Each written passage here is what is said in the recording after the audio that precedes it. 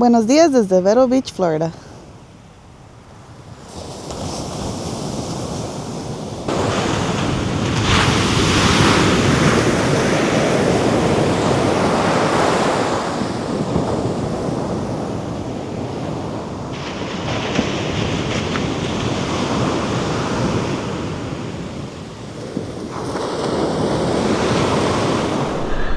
Sí, mira, qué padre, mamá. Vas a poder ahí colorear. Eso es para que dibujes. Sí.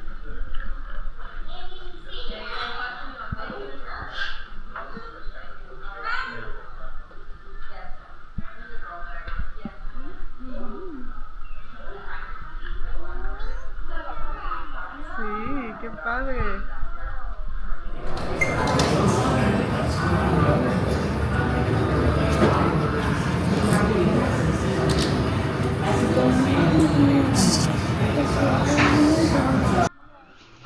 Wind and Waves es el único restaurante del hotel y si quieren desayunar con Pluto y con Goofy, eso sucede únicamente los sábados desde las 8 de la mañana hasta mediodía. Y sí se los recomendamos. Recuerden hacer reservaciones porque el lugar es pequeño. Okay. Waffle, Mickey waffles, fruit and bacon. Got you. And what can I get for you to drink?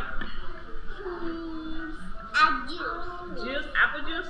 Yeah. Okay, perfect. All right, what can I get for you? I think I'll take the Hawaiian style Loco Moco. Is it good? Yes, it's so good. Yeah. It's like little chopped bacon with a steak burger and an egg your way. So Uh-huh. how would you like your egg? And we are sunny going side up. to the beach after we eat. Ooh, are you gonna have fun at the beach? Then my mom's gonna have the biscuit sandwich duel. Okay. And manitos. Okay, so 2 Loco Mocos. Also like sunny up? Yeah?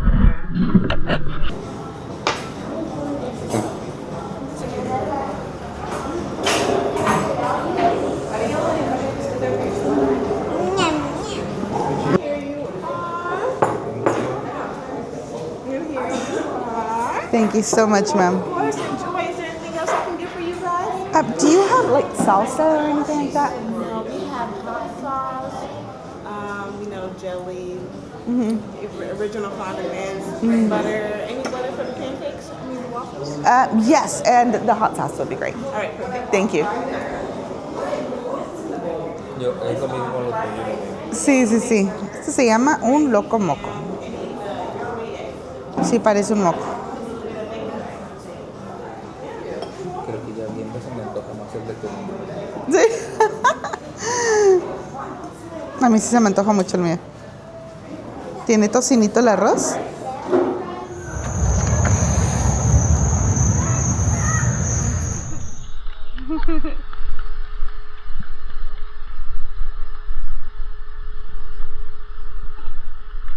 Let's pick up that trash.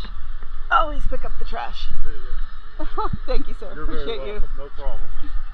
Oh, where can you rent a wheelchair for the beach? On the boardwalk. On the board, Yeah, the boat. just that way? Make a left, yeah. Okay, thank you so much. Después vamos allá. Okay.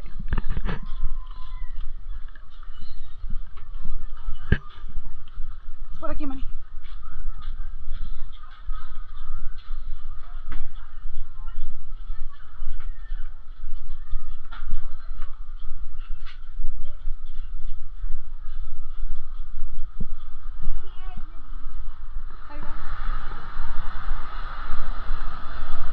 We'll go ahead and take one of the sets down there. Of course. Um, Do you want to be close to us or a little further? oh, as close to the beach as possible. Well,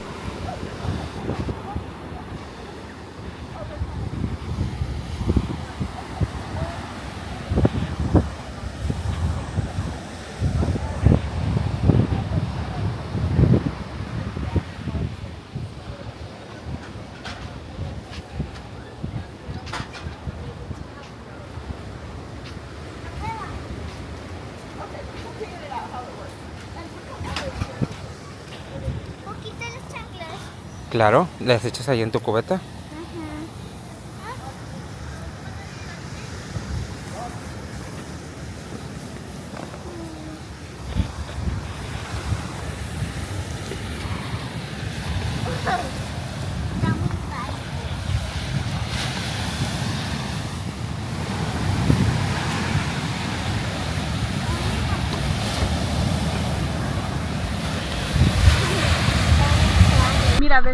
ahí, mami? Ahí es un nido de tortugas. Ese triangulito que está ahí. El triángulo es azul. Ahí hay huevos de tortuga. Los castillos. Los castillos, ok. Porque sin agua, los castillos se destruyen. ¿Se destruyen? Ok.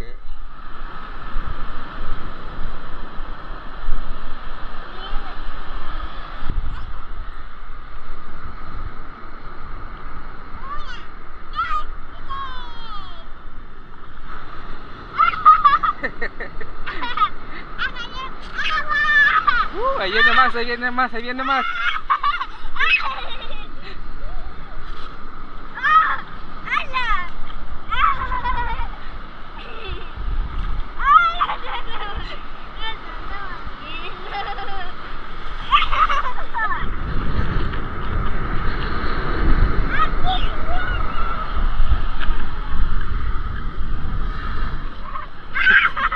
Aquí te agarro, aquí te estoy agarrando.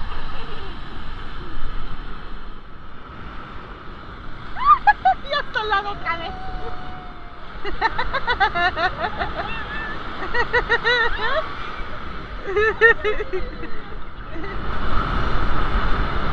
Dale, vente, mami. Ándale. No, mira. Bueno, vente, vamos a caminar entonces, ándale. Por la orilla, vente. Ok.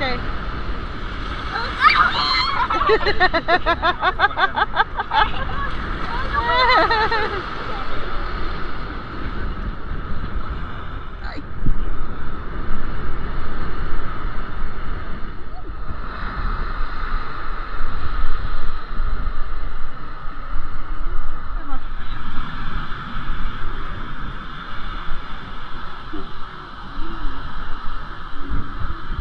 Que camina un poquito más rápido aquí en la arena que normal, ¿verdad?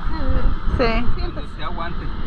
Si cuando usted se cansa nos dice, la sentamos y luego ya nos vamos. Por eso traigo la silla, mami, para que te sientas cuando te cansas.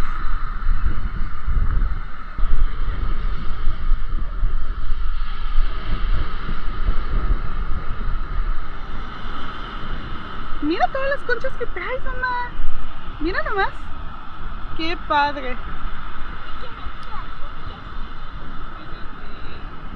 Bip, bip.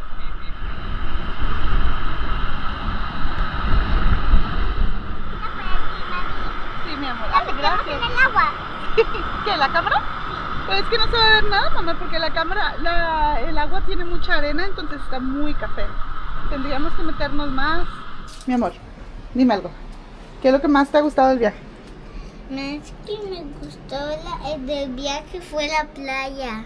Sí. Y la piscina, porque la playa estuvo más padre porque nos aventó. Sí, estaba muy perfecto, ¿verdad? Sí. Gracias a Dios. Puedes caer. Y aparte ya vámonos, porque si no, no vas a alcanzar a meterte al alberca.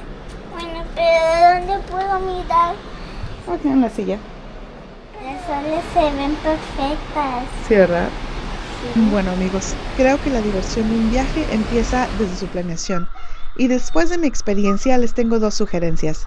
Sí, la alberca. No me había fijado, fíjate. Si solo vienes a conocer, con 2 noches es suficiente. Si vienes a descansar, quédate 3 noches. Medio día para conocer la ciudad, un día entero para conocer el hotel y un día entero para descansar. El check-in es a las 4 y la salida es a las 11 de la mañana. Si quieres check-out tarde, hacen algunas excepciones, pero se tiene que solicitar a tu llegada y no el mero día de la salida. Existen 6 tipos de habitaciones. Las listamos aquí junto con su máxima capacidad.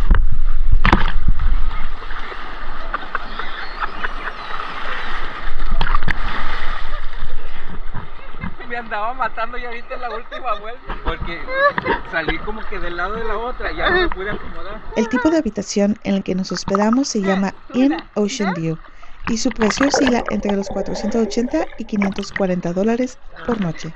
Si ya intentaste buscar el hotel en línea para ver fechas y precios, seguramente no encontraste disponibilidad.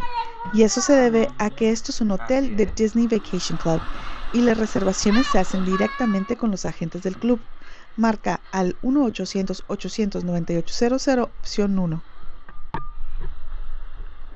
¿Cómo está, señora hermosa? Muy bien. Qué bueno. Vamos. No estamos tristes porque ya nos vamos. No estamos tristes. Y mira lo que me compré aquí. Mi bebecito es Mickey. Y se le puede quitar. Y tiene las partes, sí, se las puedes quitar. Y ya va a ser su peluchito. Mira, que está aquí. Pero nos vamos a ir al Grand Floridian. Entonces, estamos emocionados. Nos vemos pronto. Les presentamos a Miss China. Ella nos dará un breve resumen sobre la historia de la Costa del Tesoro. Alrighty, thank you so much for taking the time. Of course. Hi, my name is Tina, and I'm one of the concierges here at Disney's Vero Beach Resort. I'm a big history buff, and one of my favorite things about this resort is the fact that it's located on the Treasure Coast.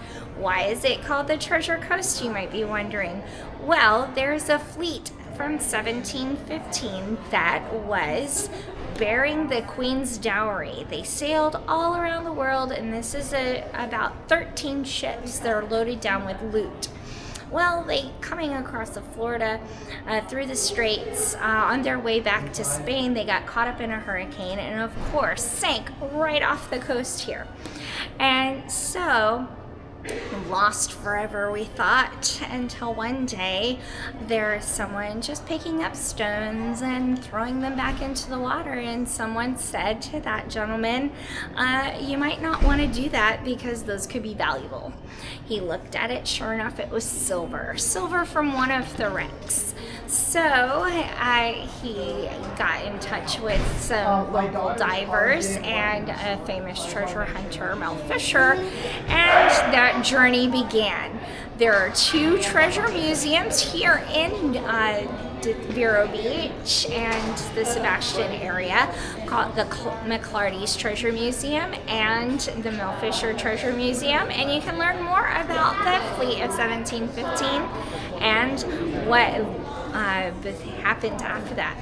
But here's the trick. So they gotten together, and when they found one of the wrecks, they went to the state of Florida and they said, can we have exclusive rights to what lays beneath the water? Wow. So the state said, of course you can, as long as we get our cut. So the tale goes, if it's wet, it belongs to them. If it's dry, it belongs to you.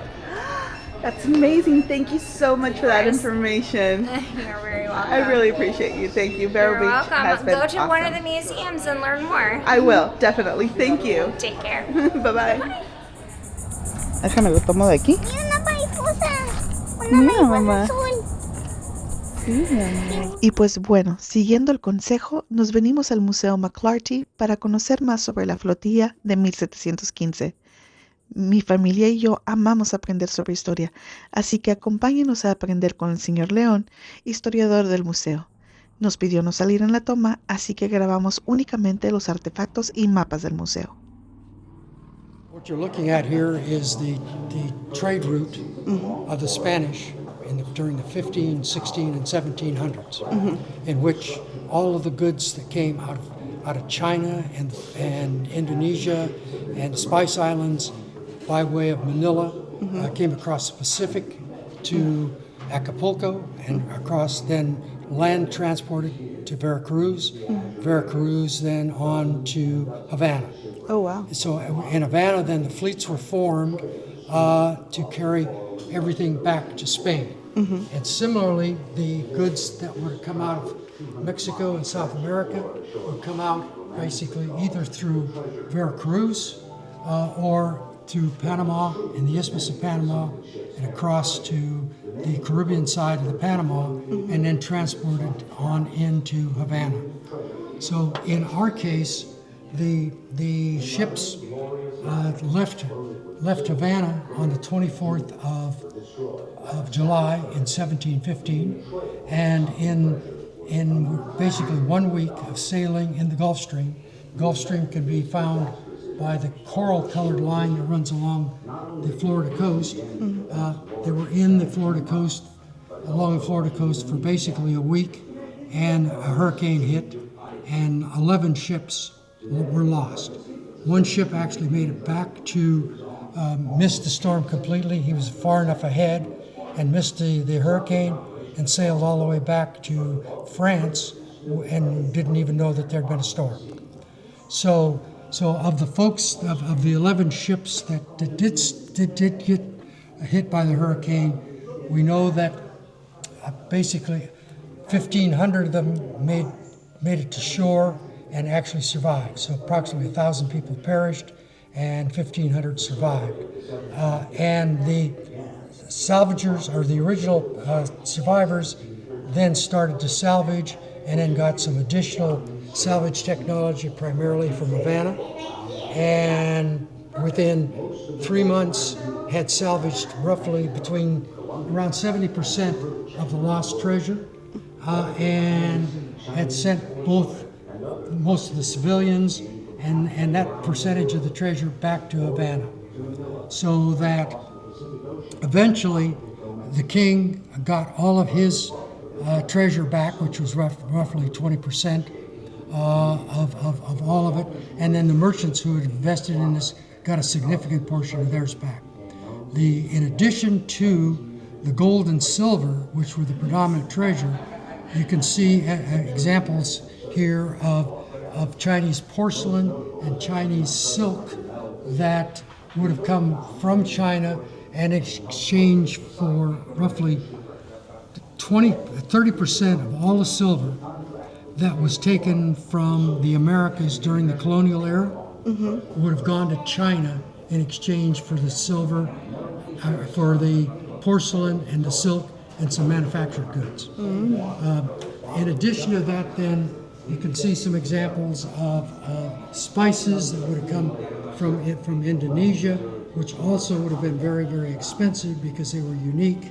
Cloves and nutmeg in particular were used to preserve meat. And then from the Americas, then things like cowhides, cocoa beans, indigo, cinchona bark, cochineal, and other products then would find their way back to Europe or used as trade items for China. The biggest component for the treasure would have been silver, and if you look at a box like this, a cedar box like this, it would have contained somewhere around 2,500 silver coins. So, and on one of the bigger ships, we think that there was over 900 of these boxes. Oh, wow. And in the biggest, there was 1,300 of these boxes of silver. So that represented most of the treasure of the entire fleet, not just those two ships, but of the entire ship, of the entire fleet. In addition to that, there was some gold, but the predominant treasure would have been silver. The transit times were significant. To sail from through the Pacific from Manila back to Acapulco, probably a minimum of 4 months. Oh, wow. And from Veracruz, or more importantly from Havana on to Seville, it would have taken roughly 5 weeks of sail time. And as you can see, there was another fleet that connected to the northern part of South America and to the Isthmus of Panama. And again, some materials would have included there primarily gold and silver that would have come from the western Andes, primarily in present-day Bolivia, Peru, and Ecuador.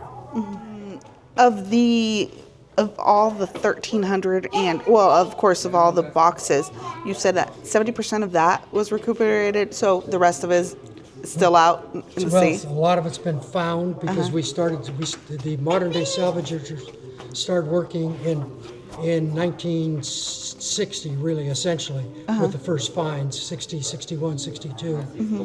And through the early part of the 60s, a lot was found. And then continuously, stuff has been found almost every year, with diminishingly so, but found every year since. Wow. And what area do they usually look for through?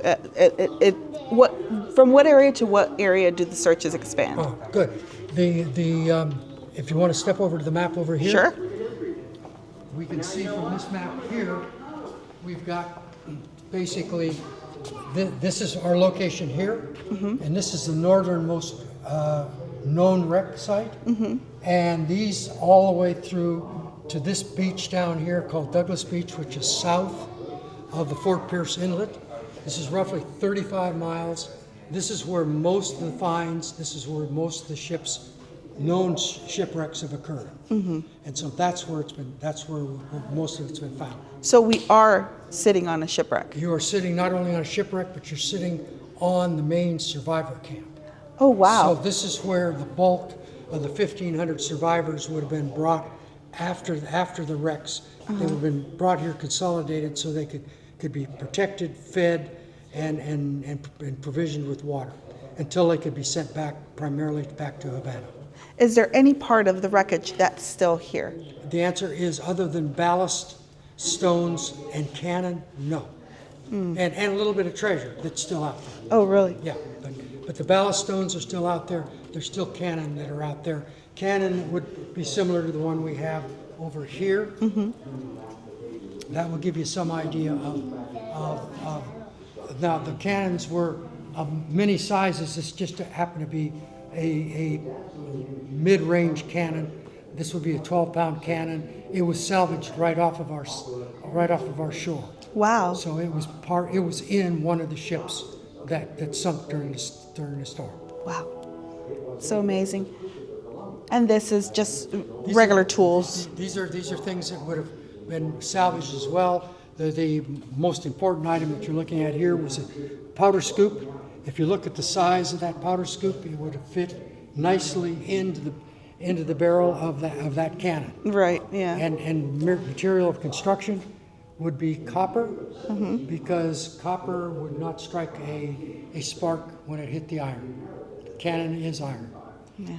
Here are a couple examples of this is a smaller cannonball. This is a 6-pound cannonball. This, as I mentioned, that's a 12-pound cannon. The expandable device is called bar shot, and it would be designed primarily to be shot at the rigging of cannon to be able to disable an existing cannon or existing ship.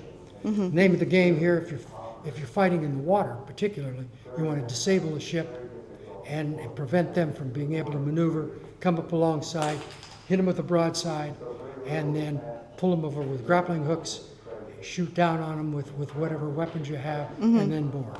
Oh. So that would be a successful venture. Yeah.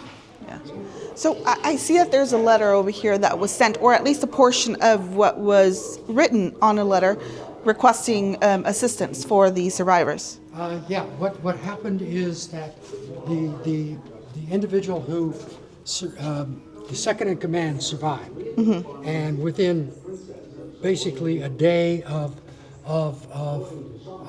recovery, he started to organize the various sites. They knew that there were multiple wreck sites. They'd sent parties out to figure out where they were.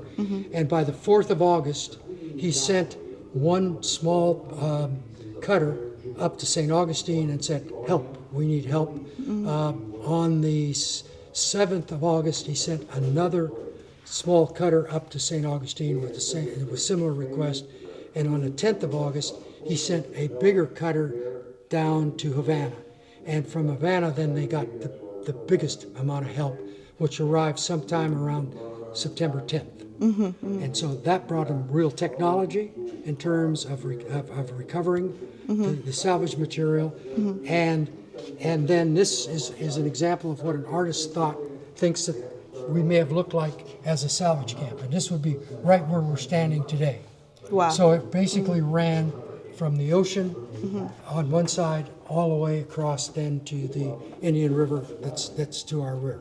And most important survival thing that you see here in the middle is a well. A well. And that well was designed along the principle that fresh water is lighter than seawater, and fresh water will float on the seawater.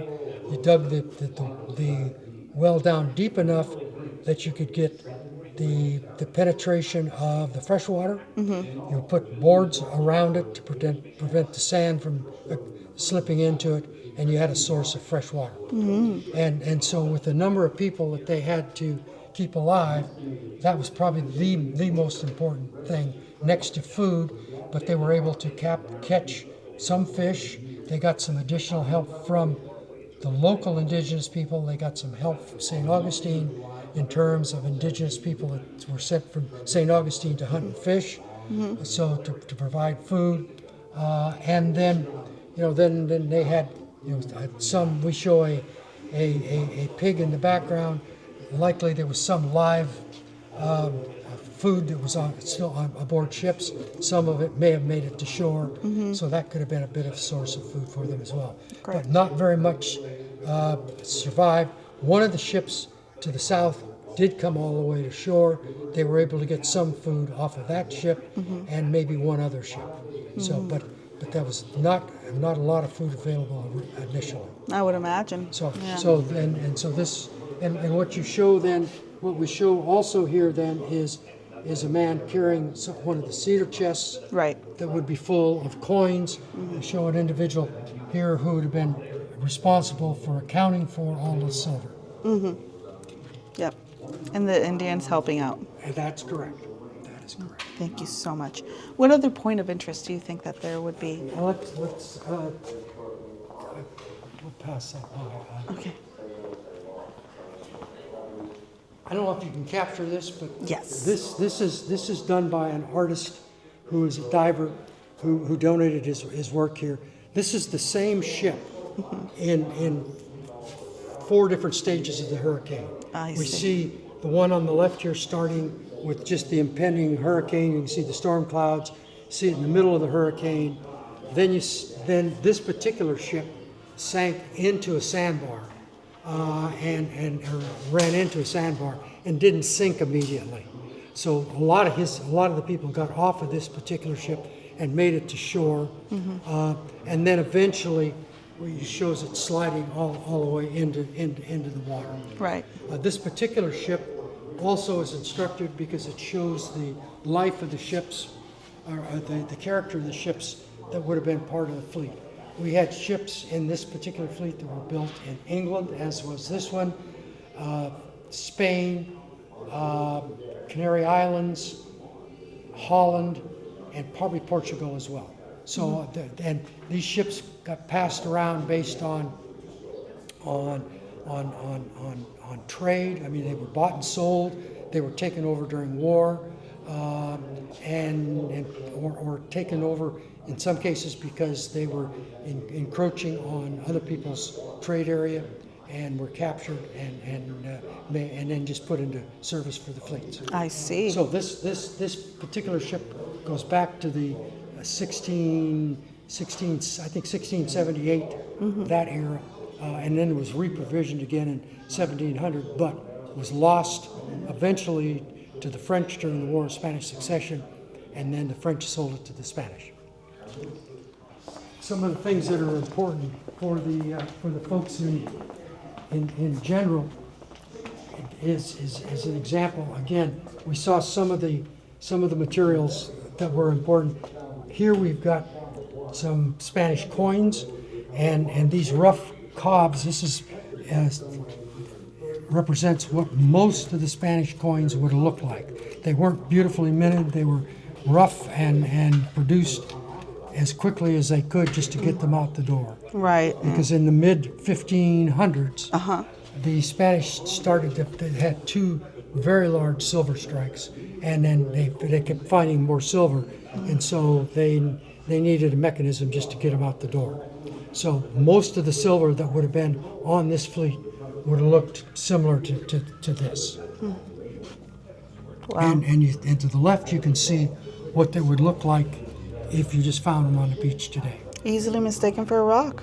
Well, and they frequently did. There's a nice discussion in the movie that we have of one of the original individuals who found a lot of silver. When he was just looking on the beach, until he knew what he was doing, he picked up some of these and just used them to skip across the water. Wow. So you're right on the money. Here's an example of, I mentioned the Chinese export porcelain, and you can see we've got a couple of examples of complete cups or dishes that survived not only the hurricane, but survived the process of being picked up by the salvagers.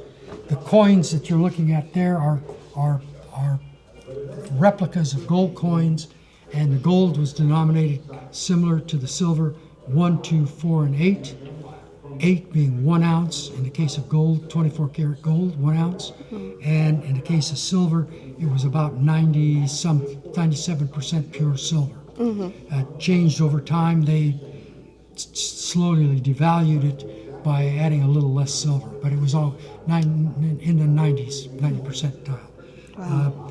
The piece of the 1 ounce of silver became pretty much a standard. The piece of 8 is what it was known at that time, but it became known as a peso, and the Mexican peso, the U.S. dollar, the pound sterling, all copied at least the weight of the silver. Wow, that's so interesting. So we could basically say that it turned into a peso. Yeah, it did. Yeah, and they as they say, they referred to it as and of course peso being weight. Correct. And, yeah. So, but the coinage has a long history, and for those people who are students of coinage, and I'm not, I mean, it's instructive to go all the way back to the time of Alexander and the Greeks and the Romans, who all did things with coinage, and if you look at these denominations of 1, 2, 4, and 8, means it was done in eighths, not decimals, not tenths as we know the U.S. dollar. It wasn't until Jefferson in the U.S., when the United States became a country and decided to do their own currency, that they actually adopted a decimal system. So we've got 100 pennies in a dollar, you know, and which was, you know, rather revolutionary on the part of Jefferson, because everything else was based on eighths at the time. So. Wow. The example here of this is a model of one of the ships that sank further south, just off of Fort Pierce, and it's an example of a merchant ship known as Urca de Lima, and this particular ship, then the owners were both aboard, and when it sank, it didn't break up. So they were able to salvage a lot of the material off of this particular ship. Most of the other ships got destroyed in the reefs. This got caught in between two reefs, and so both the treasure and the merchant materials were salvageable. Wow. And not in the water long enough to get destroyed. That's great. That's really nice to hear.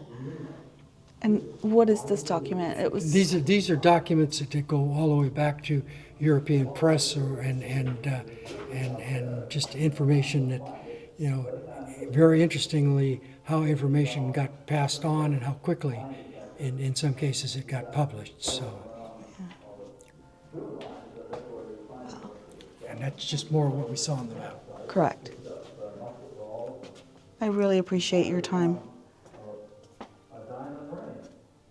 The one thing in the one cabinet over here, we showed you the rough cobs. If you look at the center of this, you can see what some of the early minted coins look like, which were beautifully minted, recognizing that Cortez established a mint in Mexico City in 1535, 1536, And if you look at the dates of those coins, you can see how old they are. Wow. We're from Mexico, so this is actually Oh, very that's interesting. Cool, that's cool. So then you know then how important the Mexican history is, Right. to the Spanish and to this whole process.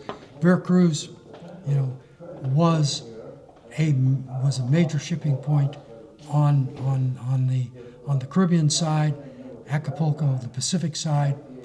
Cortez again established Acapulco fairly early on. I think probably in the 1530s, and he actually understood its potential value as a shipping point. Took another 30 or 40 years for that vision to actually be achieved, but it up from 1565 until the Mexican Revolution, it was a major point, a shipping point for the Spanish.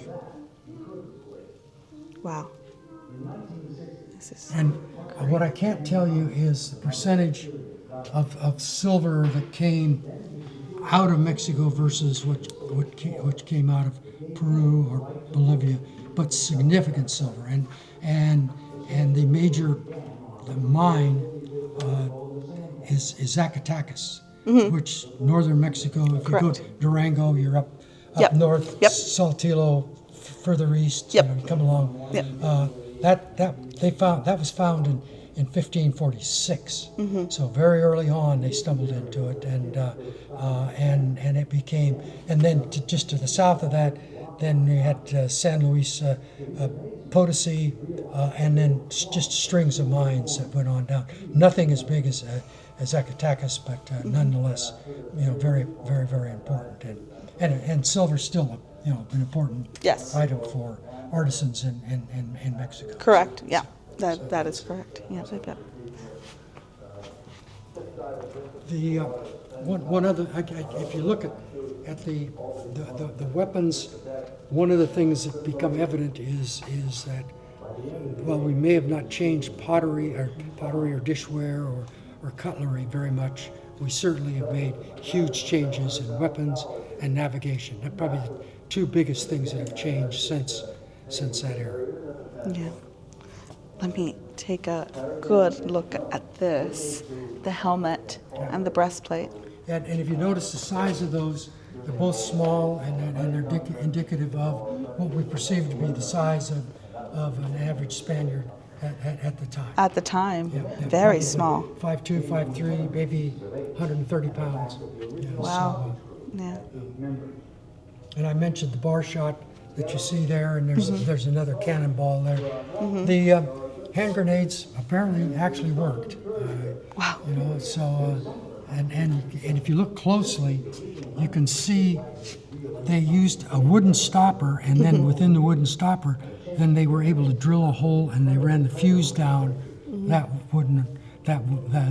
wooden stopper. Right. And then you light it, and if you could throw it accurately, I guess you had a pretty effective weapon. Yeah. These devices would have held a combination of shot and powder, and designed primarily for a musket. For a musket. Yeah. And surprisingly enough, in this general era, the crossbow was still used, and certainly in terms of accuracy and distance, a very formidable weapon.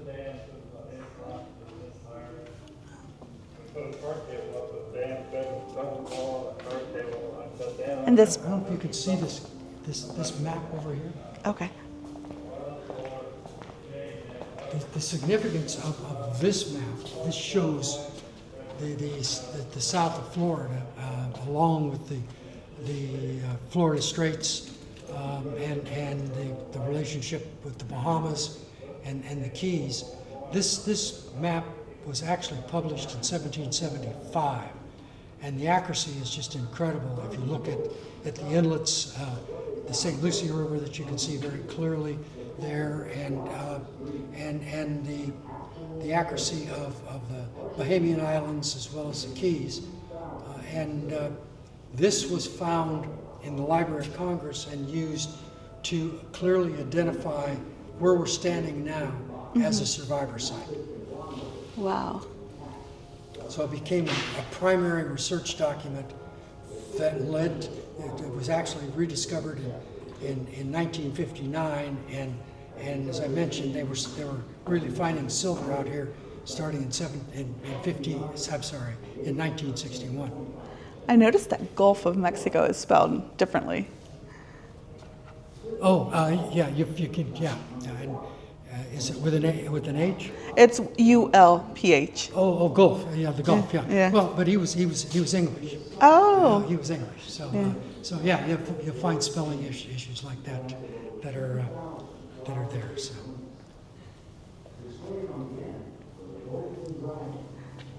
All right. The anchor also was found right here, and surprisingly enough, it wasn't the biggest anchor. Oh, wow. On the ship. There was probably another anchor that was bigger than this, and you see this is broken off. You know, it was taller and longer. So is this wooden? No, it is actually made from wrought iron bars that are fused together with heat. Wow. So yeah, you can imagine what it took to move these things through forges and the cannon the same way. Right. No small feat just to get them made and then move them to aboard ship and then actually deploy them. Yeah. So it was.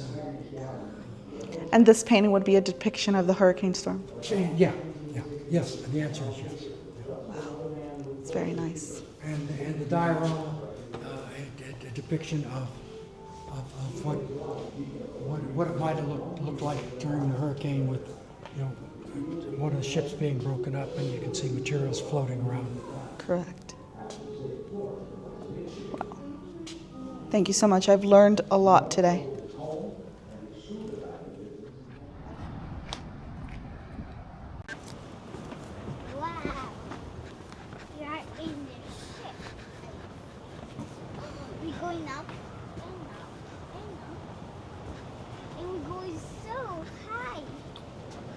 Aquí se supone que fue el campamento de las 1,500 personas. Aquí, justo aquí. Aquí estaban tratando de sobrevivir.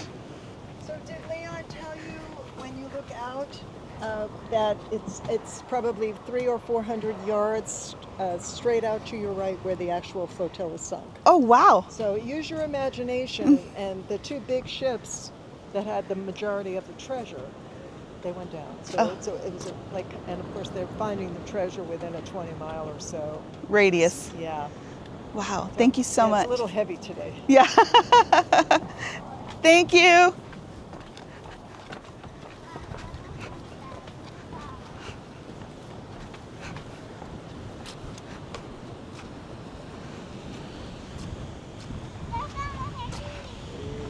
Comenta la señora que aquí fue donde encallaron los dos barcos más grandes. ¿Y esto es parte de uno de ellos? El ancla que estaba allá adentro, que la tomé en el video, es parte de. Y el cañón. Pero es todo lo que queda. La mejor manera de viajar acá es volar a Orlando, rentar un coche y manejar hasta Vero Beach. No hay vuelos directos a excepción de ciudades como Boston y Nueva York, y las estaciones de tren quedan prácticamente tan lejos como el aeropuerto, así es que rentar coche es tu mejor opción y la más económica. Y lo que les puedo decir es que hagan las reservaciones con tiempo. Nosotros las hicimos 7 meses antes y batallamos para encontrar lugar, así es que entre más tiempo mejor. Y ten varias fechas listas para cotizar y que puedan elegir la de mejor precio.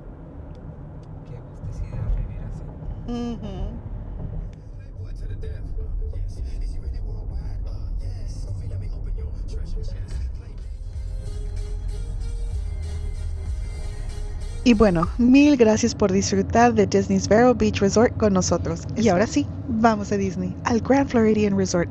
Esperamos verlos ahí con nosotros. Bye.